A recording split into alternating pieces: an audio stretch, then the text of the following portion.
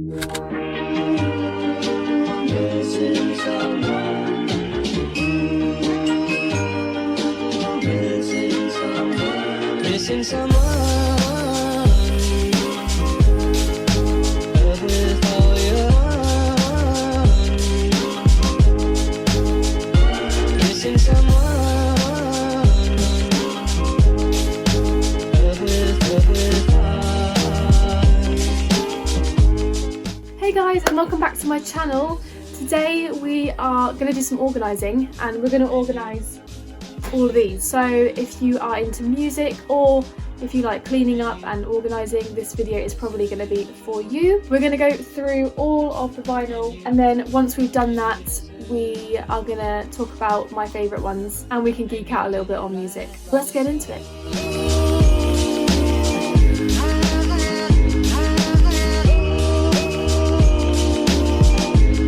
And you did right from the start.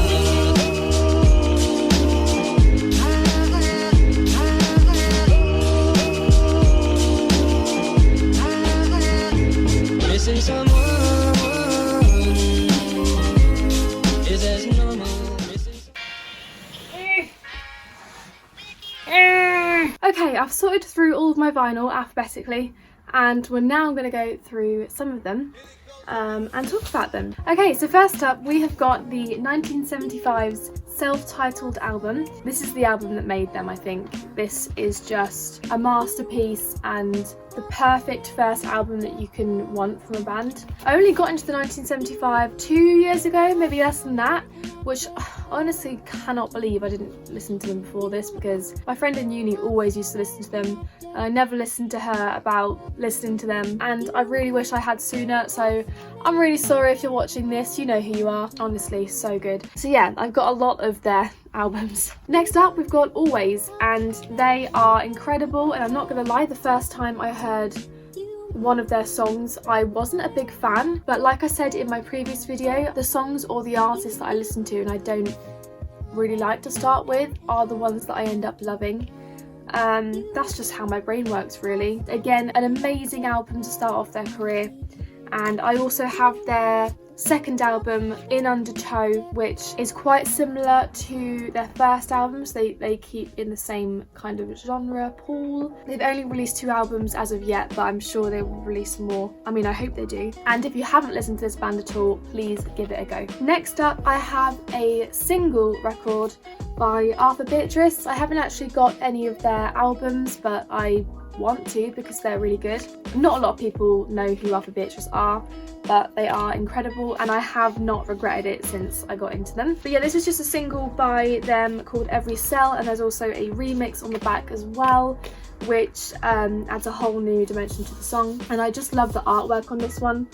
It's just beautiful. Go listen to them if you haven't already. Next up we've got Arctic Monkeys, and I'm going to show you my favourite album by them, which is Suck It and See. Probably an unpopular opinion, but this will always be my favourite album. It has my favourite song by them, which again, unpopular opinion, is Love is a Laser Quest.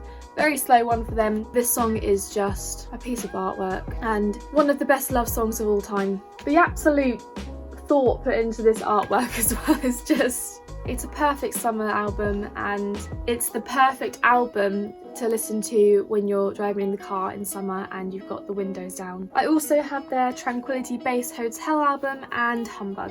Next up we've got some oldies. We've got some Beach Boys albums, including their greatest hits. We've got their concert album and a few more too, because I have a problem. I don't tend to listen to these that often, but if I'm really in the mood to listen to an old band, then I will. Love the summery sound that the Beach Boys have. As much as a fan I am of the Beatles, I only have one album by them, and it's a greatest hits one. It still has the price on as well, because I bought this at a market in Winchester. It has all the popular ones on there, which I just wanted to jam out to, really. Next up is Blink-182. This is their self-titled album from 2003, which I did mention in my previous video when I reviewed the album 9. My older sister listens to these all the time, and that's how I got into these. And I also have their Deluxe California album and the album 9. Next up is Churches, and this album is called Love Is Dead, and oh my god, such an amazing album. They just always come out with bangers. This album is very consistent with their sound, just like always, and the fact that it is a blue vinyl as well. Got a couple of Cure albums. This band is just a classic, and to be honest, I don't know that many songs by them, but what I've heard I love. I've also got a couple of Elvis ones. I love that era of music. I think this is a staple. American Idiot is just one of those albums that I feel everyone has to have in their collection. Yeah, really good album. I've listened to this so many times when I was a teenager. Don't really listen to it that often now, but it's just nice to have in the collection if I did feel like listening to it. Typical Green Day album. Next up is Haim. This band is incredible. In my previous video on Haim's latest album, I did say it was about 4 years that I've listened to them, but like I said in that video, it has been longer, I feel. Amazing band, a very chill indie band. It's very easy to put on in the background, but also listen to at the forefront. So I have their Something to Tell You album and their Women in Music Part 3, which they just released earlier this month. Next up is the King Blues, and these you probably haven't heard of. A really, really good British band from London. They've had quite a few albums, to be fair. They've done really well, and I have seen the lead singer called Itch, that's his nickname, live just on his own playing the ukulele, which was really special. And again, that was in Winchester, and so it was a very intimate setting. And then I got to meet him afterwards, which is amazing. So yeah, really amazing band. They've had some absolute bangers in the past. I think they have split up now. I love this band, and they will always have a special place in my nostalgic heart. Next, we've got Lady Gaga. You've got to have a Lady Gaga album or two in my case. I don't get people that don't really like her because her voice is just one of a kind. Joanne is a very special album. It's one that really shows off her vocal ability, and again, also holds a very special place in my heart. I also have her latest album, Chromatica, as well, which again is an absolute bop. Lana Del Rey. I haven't talked about her in my previous videos at all, but I want to say the world's biggest fan, but I'm clearly not. There's always someone out there that beats you to the punch. But this woman is a force to be reckoned with, and again, cannot compete with her uniqueness and her vocal ability. She can be a love-hate artist, but yeah. This album was the first one I ever listened to. I listened to it in school when I was doing art. So me and my friend would just listen to Lana Del Rey, one earbud in each ear, and we would just get on with our artwork listening to this album. This is very nostalgic for me for that reason. There's just something in her voice that does something to you if you are in the know, and if not, please get on it. Oh Lord, what do we have here? Lorde she is special, she is beautiful, she is a force to be reckoned with. When I first heard the Melodrama album, it did something to me, honestly. I only listened to this album because I heard Green Light on New Girl, and I listened to that song over and over again until I got sick of it. And then I thought, do you know what, I might as well listen to the whole album, because if it's anything as good as Green Light, then I'm just gonna fall in love with it. And it was better, honestly. Just bravo for this album. I also love her Pure Heroin album, but I haven't got that yet. We've got a bit of Meatloaf in there as well. This is my favourite album by them, and probably the most popular. Bat Out of Hell. I remember listening to this when I was a really young kid, and I loved all of the songs. You Took the Words Right Out of My Mouth is just a banger. I also have their album Midnight at the Lost and Found, which I haven't actually listened to yet. Pale Waves Recently was my favourite band until the 1975 topped them off. I first listened to their song New Year's Eve when I was listening to Radio 1 in the car, and I fell in love with that song head over heels, and I listened to their EP straight after that, which I also have. But so I forgot to mention that I also met this band, and funny story, I was waiting in line for the bathroom at Rough Trade in London, and Heather walked in and she was waiting for the bathroom also, and I wasn't expecting her there, so I literally said hi, and she said hello back, and I was so nervous that I just turned back round and didn't ask for an autograph or a picture because I'm an absolute idiot.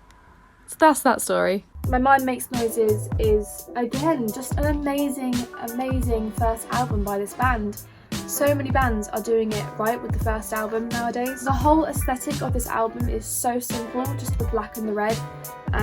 You can't really go wrong with it, to be honest. Such a big fan of them, and can't wait to see what they release later this year. I've always been a big fan of Playing with Faith, and I have her first album here, which is Do You Want the Truth or Something Beautiful. A beautiful album. Fell in love with it as soon as I heard this album. Sorry about the clinic that you're hearing outside, I can see it right through my window. This album is incredible, I love it. I love this album so much. If you've ever seen Rocky Horror Picture Show, you just know. You know what it's like, you know if you like it or not. I had to get this album because the soundtrack is just revolutionary, to be honest. It's got Meatloaf in there. What more could you want? And I love the film so much, so yeah, this is amazing. And the artwork on this album is just so retro and almost like a comic. Next up we have got She and Him, and this band I got into again after watching New Girl, and I think I was on a Facebook page for New Girl and I saw a tab or a suggested tab for this band, and I was like, oh, okay, interesting. Clicked on it, found out that it was Zooey Deschanel singing, and that was it. I was sold after that song. I have every album they have ever made, so it's safe to say that I am the world's biggest fan of She and Him. That I can say with confidence. Next up we've got the Skints, and again a London-based band similar to the King Blues but a little bit more popular. You might have heard of them, but this is an amazing album. I think it's their second album. But yeah, again, a really summery album. It's got that summery aesthetic to it. I've been doing this for quite a while now, so I'm losing the words to describe these albums, but very nostalgic to me. I've listened to this probably for over 5 years now. I've also got their newest album called Swimming Lessons as well. If you know me at all, you know that I love Taylor Swift. I haven't got all of her albums, but I've got quite a few of them, including Reputation, which was this album I must have listened to about 100 times in the first month that it came out, and such a change of style and genre for her. Just beautiful. And the aesthetic of this album, the whole black and white and the snakes and the newspaper clippings, oh my god. I also have her 1989 album and the Lover album. Okay, we're getting to the end now. We've got the Vaccines, and this is the combat sports album that came out a few years ago now. It's very in keeping with their normal sound, and they always release bangers. Next up we have got Wolf Alice. In my eyes, this artist can do no wrong, and the lead singer's name is Ellie. This artist is under Dirty Hit as well as Pale Waves and the 1975, and I just tend to sway to that label's sound. They tend to sign a lot of really good indie bands, including Wolf Alice. This album is gorgeous. I don't have their previous album yet, but I really want to add that to the collection as well. Hopefully one day I will get that. And then in my singles, we've got an Always one with the singles Undertow and Dreams Tonight, and that is off their second album, In Undertow. We've got the Beatles singles collection from 1962 to 1970. We have got Mini Mansions, and I think the only reason I have this is because their Vertigo track has Alex Turner on it. Next up is Michael Jackson, and this is the black or white single with the instrumental on the other side. Got another Michael Jackson one, Don't Stop Till You Get Enough and I Can't Help It. I just love these old ones. And lastly, we've got the Pale Waves single, Television Romance, and There's a Honey. There's a Honey was my original favourite song by Pale Waves, and interestingly, There's a Honey on this single is a little bit different to the one on their album, so they have changed some of the vocals in it. but a lot of people won't know that unless you have the single, because they've changed it on Spotify as well. So those are my favourite albums out of my vinyl collection, and I do want to do some more organising videos for you. When we come a little bit nearer to moving out, then I probably will do a big closet clean out. Anyway, I will see you guys next Wednesday, and I hope you have a superb week, whatever you're doing and wherever you are. And yeah, I'll see you then.